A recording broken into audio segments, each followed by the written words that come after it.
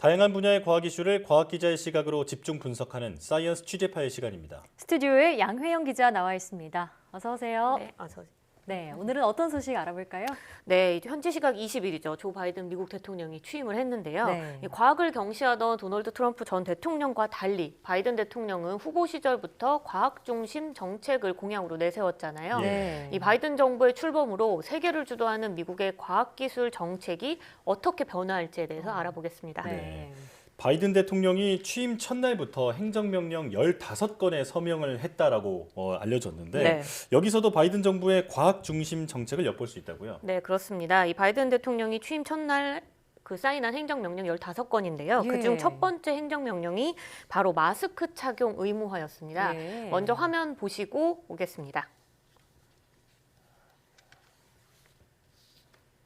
Here is relates to COVID, and it's requiring, as I said all along, where I have authority, mandating masks be worn, social distancing be kept on federal property, on interstate commerce, etc.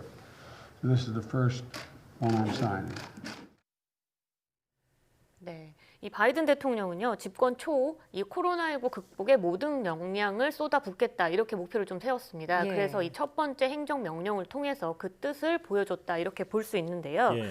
이 바이든 정부는 코로나19 검사 확대를 위해서 드라이브스루 테스트를 지금보다 2배 이상 늘리고요. 차세대 진단법 연구에도 적극적으로 투자할 계획이라고 합니다. 또 이 개발 중인 코로나19 백신과 치료제의 제조, 유통을 위해서 약 250억 달러를 투자하고 또 확진자의 효율적인 관리 추적을 위해서 전문 인력도 확충하기로 했습니다. 네. 또 장기적으로는 국립보건연구원을 통해서 감염병과 보건 분야의 R&D 예산을 대규모로 배정하고 트럼프 정부에서 폐지했던 백악관의 세계 보건안보팀도 복원할 계획이라고 합니다. 예, 이제 백악관 인사들이 마스크를 잘 쓰고 있는 모습을 볼 수 있게 되겠네요. 네. 자, 원래 나라의 정책 방향은 정부의 인사에서 알 수 있잖아요. 이 바이든 대통령은 후보 시절부터 과학기술의 중요성을 강조한 만큼 관련 부서에도 파격 인사를 단행했죠. 네, 맞습니다. 이 바이든 대통령이 미국 과학기술 정책의 핵심 기관이라고 볼 수 있는 이 백악관에 있는 과학기술 정책실을 그 정책실의 실장을요, 예. 장관급으로 격상했습니다. 네. 이 백악관 내 자문기구 역할을 하던 이 과학기술 정책실을 내각 수준으로 승격을 하고 그래서 이 과학기술의 거버넌스 또 그리고 자문 기능을 대폭 강화시켰다 이렇게 해석할 수 있는 건데요. 예. 트럼프 전 대통령은 2017년에 취임하고 이 과학기술 자문관, 이 과학기술 정책 실장 자리를 무려 19개월 동안이나 공석으로 뒀거든요. 예. 이것과는 굉장히 대조적이라고 볼 수 있습니다. 예. 신임 과학기술정책실장에는 인간게놈 프로젝트의 핵심 연구자였던 에릭 랜더 MIT 교수가 임명이 됐는데요. 네. 지금까지 과학기술정책실장은 핵이나 원자력 등 이 거대 과학기술 관련 자문을 수행했기 때문에 물리학자들이 주로 선임됐는데 예. 유전학자가 임명된 건 이번이 처음이라고 합니다. 이 때문에 바이든 대통령이 재임 기간 동안 신성장 동력으로 바이오와 헬스 분야의 지원을 강화할 것이다. 이런 예측도 함께 나오고 있습니다. 예. 그렇군요. 자, 또 바이든 대통령이 취임 직후 처음 서명한 그 행정명령 중에 파리 기후변화 협약 복귀도 포함이 돼 있잖아요. 네. 후보 시절부터 1호 공약이 바로 이 기후변화 협약 복귀였는데 그만큼 기후변화와 환경 정책도 앞으로 달라지겠죠? 네, 맞습니다. 이 말씀하신 것처럼 바이든 대통령이 후보 시절부터 트럼프 행정부가 내세웠던 이 에너지 정책들을 굉장히 많이 비판해 왔습니다. 예. 그래서 이번 행정명령 서명과 함께 우선 이 파리 기후변화 협약에 재가입하기로 했고요. 예. 2050년까지 미국의 온실가스 순 배출량을 0으로 만들겠다는 목표도 함께 세웠습니다. 네.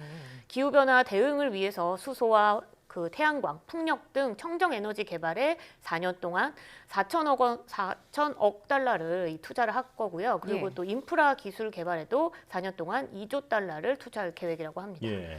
또 기후 특사에 존 케리 전 국무장관을 임명했습니다. 이 버락 오바마 전 행정부 당시에 이 파리 협약에 직접 서명을 했던 사람이 이 케리 전 장관이거든요. 네. 이 사람을 기후 특사로 이번에 임명을 한 건데 이를 통해서 이 바이든 대통령이 기후변화 대응 의지가 얼마나 강한지 엿볼 수 있고요.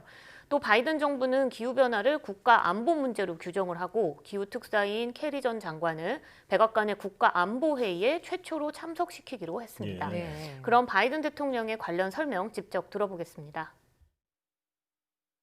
A key plank of our Build Back Better economy and economic plan is building a modern climate-resistant infrastructure and a clean energy future. We can put millions of Americans to work modernizing water, transportation, and energy infrastructure to withstand the impacts of extreme weather. When we think about renewable energy, we see American manufacturers, American workers racing to lead the global market. 네, 자, 미국이 이렇게 다시 기후변화를 막는데 앞장서기로 했다니 참 기쁜 소식입니다. 네. 트럼프 전 대통령은 각종 과학기술 R&D 예산을 삭감하는 등 과학 홀대가 심했잖아요. 이와 대조적으로 바이든 대통령은 대규모 R&D 투자를 예고했는데 어떤 분야에 투자할 계획인가요? 네, 우선 이 트럼프 전 대통령은 이 당시 이제 신기술이었던 5G 관련된 기술을 관련해서 이 화웨이 통신 장비를 배척하고 또 수출 규제를 막는 등 이제 굉장히 일방적인 대응을 했는데요. 예. 이 바이든 대통령은 이 트럼프 전 대통령의 이 어떤 반응들에 대해서 미국이 기술 표준에서 멀어지게 하는데 결정적인 역할을 한 것이다라고 이렇게 생각하고 있습니다. 예. 이 때문에 바이든 정부는 인공지능과 5G 등 이 ICT 선도 기술에 4년 동안 이 3천억 달러를 투자하고요. 5G 무선망 등 인프라 구축에도 1조 3천억 달러를 투입해서 첨단 기술을 적극적으로 키울 예정이라고 합니다. 예. 네. 또 미국 내 5G 이용 활성화를 할 수 있도록 미국의 영향력 강화 이런 거에도 좀 힘쓸 예정이고요. 또 나아가서 5G 다음 6G의 주도권 선점을 위해서 관련 기술 개발에도 지원을 아끼지 않기로 했습니다.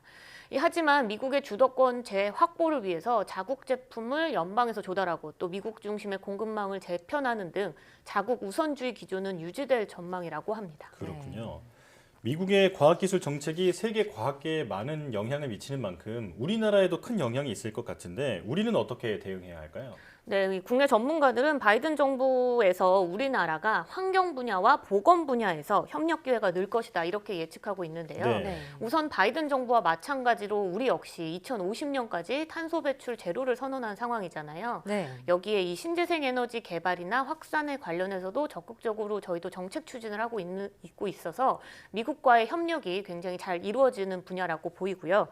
또 우리나라는 코로나19 방역 모범국으로 세계에 인식이 되어 있는 만큼 공공보건과 의료와 관련해서 미국과 국제적 협력이 가능해질 것으로 기대되는데요. 이와 관련해서 전문가의 설명 들어보겠습니다. 예.